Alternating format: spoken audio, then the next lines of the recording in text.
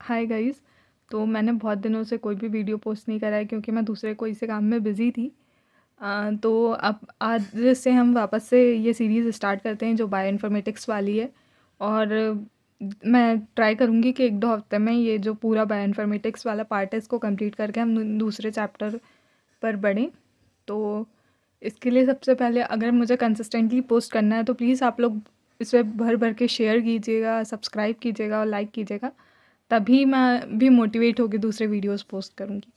तो सबसे पहले इसमें हमने डीडीपीजे पढ़ लिया है और भी टॉपिक्स पढ़ लिए हैं।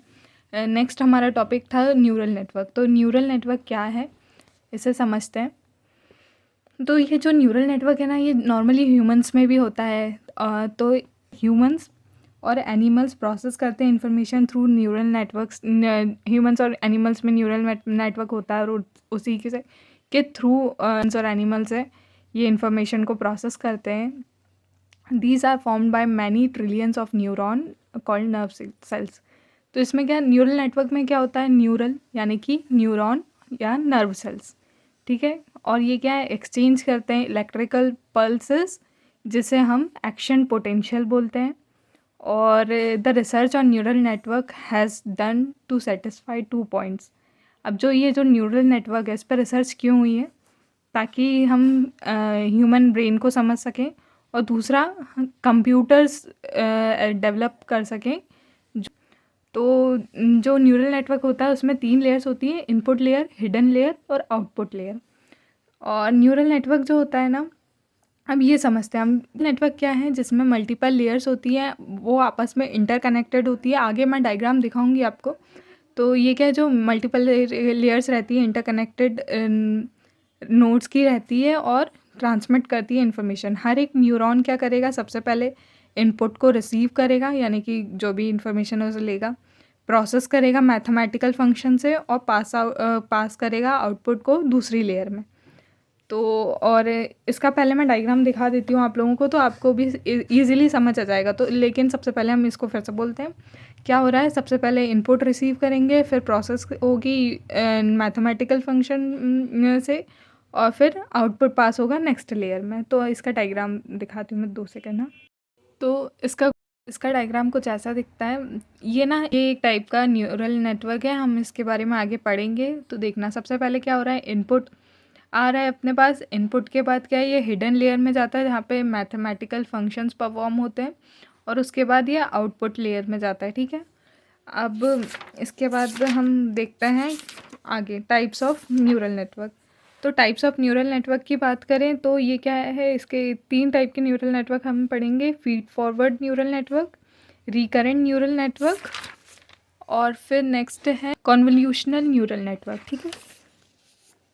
तो फीड फॉरवर्ड न्यूरल नेटवर्क में हम सबसे क्या है, ये इन्फॉर्मेशन जो है एक ही डायरेक्शन में फ़्लो करेगा। मतलब कि इनपुट से आउटपुट, ऐसा नहीं होगा कि मतलब अलग अलग डायरेक्शन में नहीं, केवल एक डायरेक्शन में information flows only in one direction from input to output, ठीक है। और फिर recurrent neural network, RNN, used for sequential data allowing network to remember past। इसमें क्या है, RNN में क्या रहता है कि हम पास्ट में जो इनपुट्स आए हैं अपने पास वो भी रिमेंबर करता है अपना जो न्यूरल नेटवर्क रहता है, ठीक है। और थर्ड है convolutional neural network, used for image और audio data analysing spatial relationships, ठीक है। इसमें क्या है कि जो इमेजेस है या ऑडियो डेटा है या ये सब के लिए ये यूज़ में आता है। नेक्स्ट है एप्लीकेशन इन बायोइन्फॉर्मेटिक्स। तो इसमें सबसे पहले प्रोटीन स्ट्रक्चर प्रिडिक्शन, हम प्रोटीन के स्ट्रक्चर को प्रिडिक्ट कर सकते हैं based on their amino acid sequences. Next है जीन एक्सप्रेशन एनालिसिस। इसमें क्या है कि हम पैटर्न्स आइडेंटिफाई कर सकते हैं, जीन एक्सप्रेशन का क्लासीफाई कर सकते हैं, जैसे हम क्लासीफाई कर सकते हैं जीन्स को, और इसके रोल समझ सकते हैं बायोलॉजिकल प्रोसेसेस में। मेडिसिन, ये प्रिडिक्टिव मेडिसिन, मतलब कि हम पता कर सकते हैं कि कितनी लाइक्लीहुड है कि कोई डिसीज़ होगी किसी इंसान में based on his medical history. Next है सीक्वेंस एनालिसिस। तो DNA को एनालाइज करना, RNA सीक्वेंसेस को एनालाइज करना, to identify functional elements and mutations.